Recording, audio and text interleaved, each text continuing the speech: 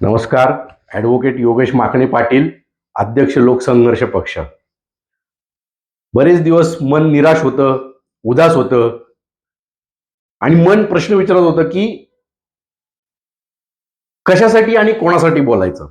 कारण ज्या प्रकारची स्थानिक स्वराज्य संस्थांच्या निवडणुका झाल्या आणि त्याच्यामध्ये लोकसंघर्ष एक राजकीय पक्षांनी जे काही अनुभव घेतले त्यातनं मन अतिशय निराश होतं. पण गेली 2 दिवस भ्रष्ट जनता पार्टीने महाराष्ट्रभर जो काही धुमाकूळ घातलेला आहे त्या हर्षवर्धन सपकाळांच्या वक्तव्यावरनं मग मात्र मनाने परत उचल खाल्ली आणि लोकसंघर्षाने ठरवलं की होय, आपल्याला बोलावं लागेल, आपल्याला समाजाचं प्रबोधन करावं लागेल, समाजापुढे तथ्य मांडावे लागतील, आपल्या खऱ्या समस्या समाजाला ओरडून ओरडून सांगावं लागेल. आणि म्हणूनच हा माझा प्रश्न आहे, भ्रष्ट जनता पार्टीला पण आहे आणि काँग्रेसच्या कार्यकर्त्यांना पण आहे.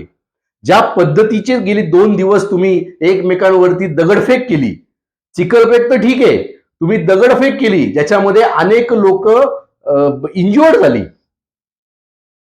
असंच तुम्ही आमच्या नागरिकांच्या समस्यांसाठी भांडता का हो? काही ठिकाणी 9 वर्ष महानगरपालिका अस्तित्वात नव्हती. पुण्यासारख्या शहरामध्ये 4 वर्ष महानगरपालिका अस्तित्वात नव्हती. पण या भ्रष्ट जनता पार्टीच्या कार्यकर्त्यांनी कधीतरी ट्रॅफिक सुटावं म्हणून आंदोलन केलंय का?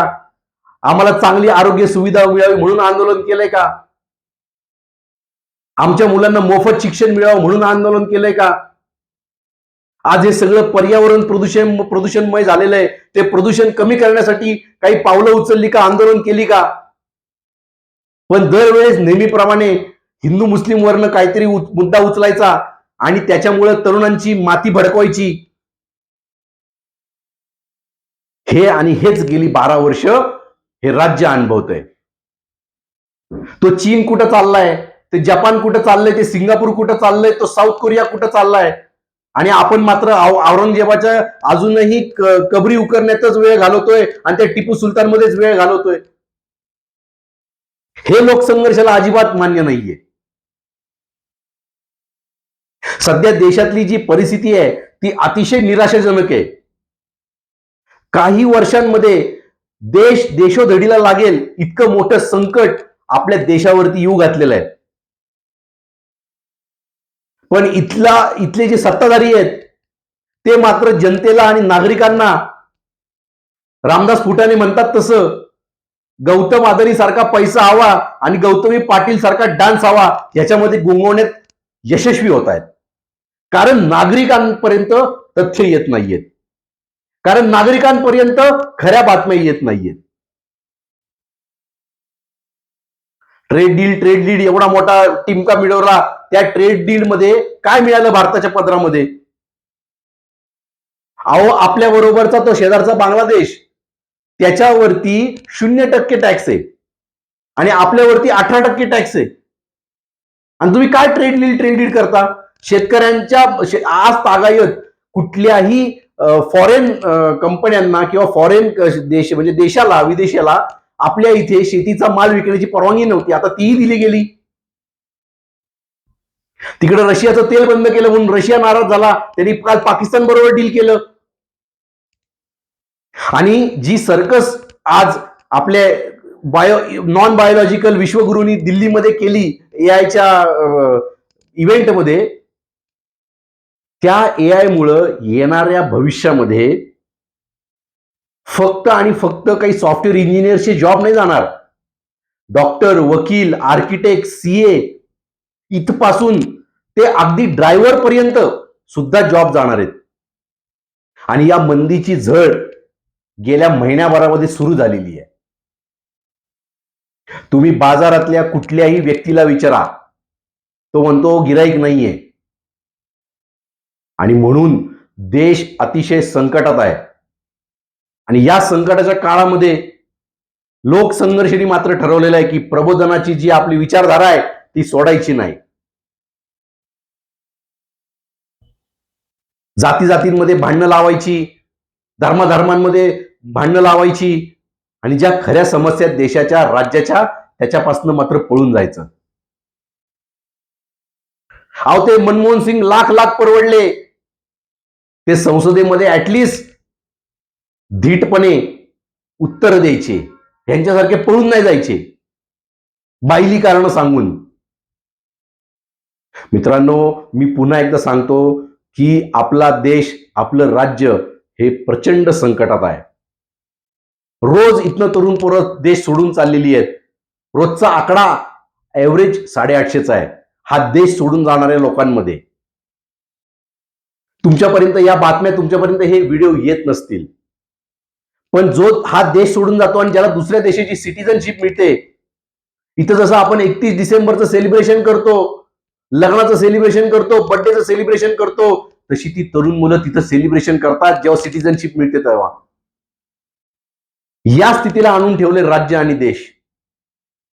आम्ही तुमच्याकडे अतिशय अपेक्षेने देश सोपवला होता. तुमच्या पाठीमागे आम्ही फुल फोर्सने उभे होतो, कारण तुम्ही काहीतरी वेगळे होता म्हणून. पण तुम्ही तर त्यांच्यापेक्षा पण घाणेरडे निघालात. तुम्हाला कुठल्याही सुधारणा नकोय. भारताची न्याय व्यवस्था पूर्णपणे कोलमडून पडलेली आहे. आज न्याय कोणाकडे मागायला जायचं हे कळत नाहीये, आणि हे तुम्हाला हवंय. तुम्ही अजून दिवसेंदिवस त्याची वाट लावायला चाललेले आहात, कारण न्याय दिला तर तुम्ही पण अडकाल.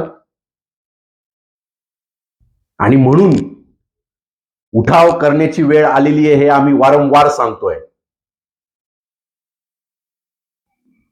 जेव्हा केव्हा लोकसंघर्षाची ताकद निर्माण होईल तेव्हा उठाव करून यांना नाही सत्तेवरनं खाली फेकून दिलं तर नाव बदलून राहील मी. स्वातंत्र्यपूर्व काळापेक्षा देखील वाईट अवस्था आपल्यावरती येणार आहे, नाही येऊ घातलेली आहे. आपण जर का वेळेत शहाणे नाही झालो, आपण जर का वेळेत डोळे नाही उघडले, तर आपल्या सगळ्यांचा आत्मघाती मृत्यू तयार आहे. आपल्याला खोट्या नैतिकतेमधनं बाहेर पडण्याची गरज आहे. आज आम्हाला जे दिसतंय की संपूर्ण समाज कम्फर्ट झोन मध्ये गेलेला आहे. खोटी नैतिकतेने झोपेचं सोंग आणलेलं आहे. नवनैतिकतावाद उच्छाद मांडतोय, ज्याच्यामध्ये ते इप्स्टाईन फाईल सारखं आहे. नवनैतिकतावाद म्हणजे इप्स्टाईन फाईल आहे ही. दाखवताना असं दाखवायचं की मी किती साधा सुद्धा आहे, सरळ सोट आहे, माझ्या चारित्र्यावरती कुठलेही डाग नाही आहेत, मी चांगल्या लोकांबरोबर उठतो बसतो, आणि हाच गुन्हेगार असतो. हे ते नवनैतिकतावादी आहेत. यांना फोडून काढायची वेळ आलेली आहे. जसं जमेल तसं सोशल मीडियावर तर सोशल मीडियावरती, रस्त्यावर तर रस्त्यावरती, ग्रुपमध्ये तर ग्रुपमध्ये, कंपनीत तर कंपनीत. पण हे जे नवनैतिकतावादी, जे ढोंगीत्ववादी हिंदू आहेत, पाखंडी हिंदू आहेत, यांना पहिलं फोडून काढलं पाहिजे. आज यांच्यामुळे अख्खी पिढी बर्बाद होतीये, आणि तेच काम लोकसंघर्षाला दिलेलं आहे देवानी, असं आम्ही समजतो. आता इथून पुढे 3-4 वर्ष काही निवडणुका नाहीयेत म्हणून शांत बसून चालणार नाही. आपल्या देशाला आणि आपल्याला राज्याला जर का वाचवायचं असेल, पुन्हा एकदा पारतंत्र्यात जाण्यावाचून, तर लोकसंघर्षाशिवाय पर्याय नाहीये. पुन्हा एकदा आवाहन करतो, ज्यांना ज्यांना वाटतंय की आम्ही बोलतोय ते योग्य आहे, त्यांनी आमच्यामध्ये सहभागी व्हावं. आमचे नंबर्स नेटवरती अवेलेबल आहेत, खाली डिस्क्रिप्शन बॉक्समध्ये अवेलेबल आहेत. आमच्याशी संपर्क करा. पण ज्यांना खरंच तळमळ आहे की देश वाचवायचा आहे, राज्य वाचवायचं आहे, त्यांनीच संपर्क करावा. जय हिंद, जय महाराष्ट्र.